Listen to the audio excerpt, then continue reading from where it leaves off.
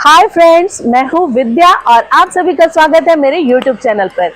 देखिए कितना सुंदर सुहाना मौसम है। वाओ, बहुत सुंदर।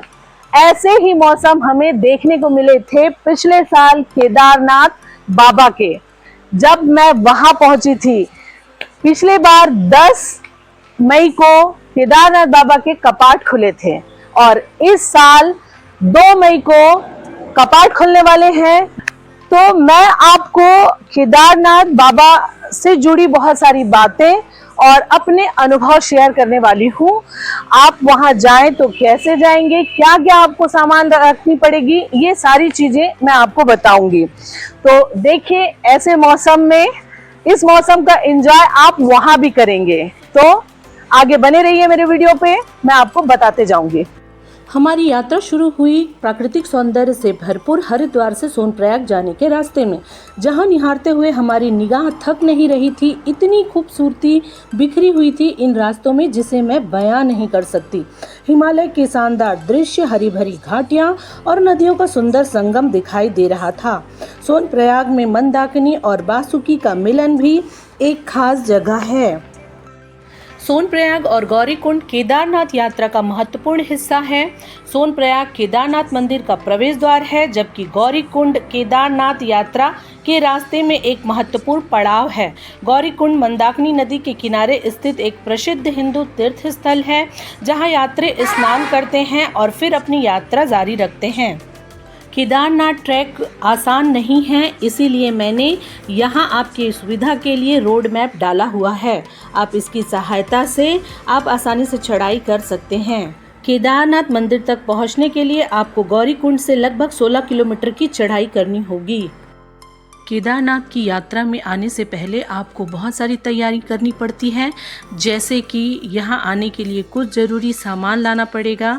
गर्म कपड़े, jacket, gloves, muffler, torch, raincoat अगर साथ लाए हो तो ठीक है, नहीं तो आपको वहीं यूज़ एंड थ्रो वाली रेनकोट मिल जाएगी। मोबाइल चार्ज होने चाहिए और बैटरी सेवर आपके पास होने चाहिए। खाने पीने की हल्की फुल्की सामान, ये सब आप पिट्ठू बैग में रखें जो उठाने में आसान होते हैं। सबसे ज़्यादा ज़रूरी चीज़, जूते पहन के चढ़ाई करें जिससे चढ़ना आसान हो। देश के 5 पीठों में शिव का केदारनाथ धाम सर्वश्रेष्ठ माना जाता है। जो भी भक्त अपनी मनोकामना लेकर केदारनाथ धाम पहुंचता है, बाबा उसे जरूर पूरी करते हैं।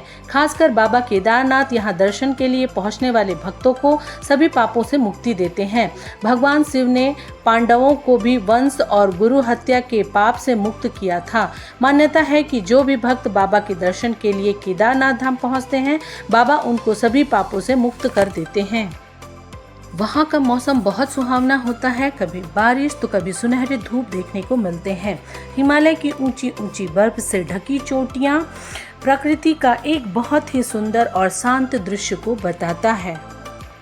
केदार बाबा के धाम हमने पैदल चढ़ाई की, पर वापसी के समय हमें घोड़े का सहारा लेना पड़ा था, क्योंकि चढ़ाई करने में हमें बहुत समय लग चुका था।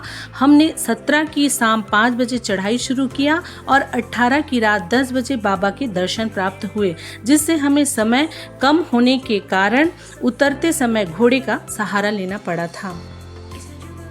ऐसा इसलिए हुआ क्योंकि हमें भीड़ में लगातार जाम में फंसना पड़ रहा था और भीड़ की तादाद भारी मात्रा में थी, क्योंकि वो शुरुआती समय था और ज़्यादा से ज़्यादा लोग दर्शन करना चाहते थे। अगर आप भीड़ भाड़ से बचना चाहते हैं और बर्फबारी से परेशान नहीं हैं, तो आप सितंबर से अक्टूबर के बीच केदारनाथ जा सकते हैं। इस दौरान तापमान काफी गिर जाता है और बर्फबारी की संभावना होती है। इस मौसम में मंदिर में भीड़ भाड़ नहीं होते हैं, इसीलिए आप बिना किसी परेशानी के केदार बाबा के दर्शन कर सकते हैं। केदारनाथ धाम की चढ़ाई करते वक्त कई माध्यम से वहां पहुंचा जा सकता है। गौरीकुंड से केदारनाथ तक का रास्ता लगभग 16 किलोमीटर का है, जो मुख्य रूप से पैदल ही तय किया जाता है, लेकिन अन्य विकल्प में घोड़े, पालकी, डोली और पिट्ठुल और उसके अलावा हेलीकॉप्टर सेवाएं भी उपलब्ध हैं। केदारनाथ यात्रा के लिए घोड़े या खच्चर की बुकिंग गौरीकुंड से की जा सकती है या फिर रास्ते में मौजूद अन्य काउंटरों पर भी बुकिंग उपलब्ध है। गौरीकुंड से केदारनाथ के लिए घोड़े और खच्चर का शुल्क निर्धारित है, जो दूरी और वजन पर निर्भर करता है। यात्रा के दौरान तीर्थ यात्रियों के लिए केदारनाथ में कई आवास सुविधा हैं, जैसे GMVN के टेंट, प्राइवेट टेंट, धर्मशालाएं आदि। रात में वहाँ का टेम्परेचर माइनस में चला जाता है, इसीलिए हम भी वहाँ रात अधिक होने के कारण डिसाइड किया कि हम GMVN के टेंट में, जो पहले से ऑनलाइन बुकिंग करवाए हुए थे, जिसमें हमने रात रुका। टेंट में रुकना भी हमें एक अलग रोमांच का एहसास करा रहा था। आप टेंट की बुकिंग ऑनलाइन से करवा सकते हैं, और अगर बुकिंग ऑनलाइन से नहीं करवाए हैं तो भी कोई बात नहीं, वहाँ आप प्राइवेट टेंट भी लेकर रुक सकते हैं। पौराणिक कथा के मुताबिक महाभारत के युद्ध में अपनों का खून बहाते देख भगवान शिव पांडवों से बहुत ही क्रोधित थे, जिसके बाद उनसे माफ़ी मांगने के लिए पांडव शिव से मिलने काशी पहुंच गए। लेकिन शिव वहां से विलुप्त होकर केदारनाथ धाम चले गए। जब पांडव शिव का पीछा करते हुए केदारनाथ धाम पहुंचे तो भगवान के भैंसे का रूप धारण कर लिया। जब पांडवों ने शिव को पहचान लिया तो वह धरती में समाने लगे। इसी बीच गदाधारी भीम ने भैंसे रूपी शिव को पकड़ लिया। इस दौरान उनका मुंह दूसरी जगह पहुंच चुका था और केदारनाथ में सिर्फ उनकी देह रह गई। तभी से केदारनाथ में शिव के देह वाले हिस्से की पूजा होने लगी, और जिस जगह भैंसे रूपी शिव का मुंह पहुंचा वह जगह पशुपति के नाम से प्रसिद्ध हो गई।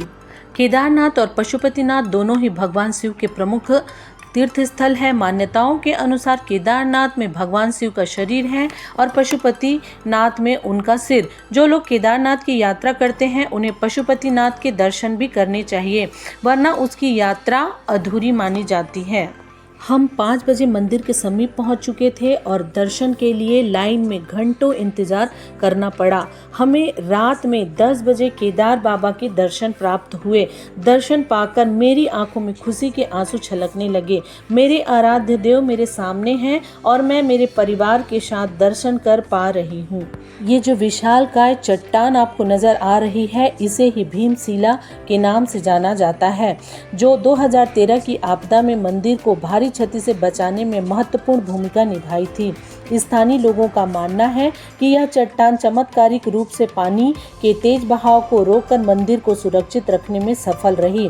स्थानीय लोग भीमशिला को पांडवों से जोड़कर देखते हैं, खासकर भीम से, जो अपनी ताकत और वीरता के लिए जाने जाते थे। केदारनाथ यात्रा के लिए हेलीकॉप्टर से चढ़ाई 3 मुख्य हेलीपैड से की जा सकती है, फाटा, सिरसी और गुप्तकाशी। फाटा और सिरसी दोनों सोनप्रयाग के पास हैं, जबकि गुप्तकाशी थोड़ी दूर है। ये केदार बाबा तक पहुंचने का सबसे महंगा माध्यम है, पर सबसे ज़्यादा सुविधा युक्त भी होता है। ये थी हमारी यात्रा और हमारे अनुभव, जो मैंने आपके साथ साझा किया है। बहुत सुंदर और रोमांच से भरा हुआ हमारा सफ़र रहा। और यदि आप केदारनाथ के सफ़र पर जाना चाहते हैं तो आपको मैं ढेर सारी शुभकामनाएं देती हूँ। बाबा का आशीर्वाद हम सब पर बनी रहे। यही मंगल कामना के साथ मैं आपसे विदा चाहती हूँ, और आपसे यही निवेदन है कि मेरी वीडियो आपको अच्छी लगी हो तो प्लीज़ प्लीज़ प्लीज़ लाइक करें, शेयर करें। जय हो मेरे भोले बाबा की, जय जय हो केदारनाथ की।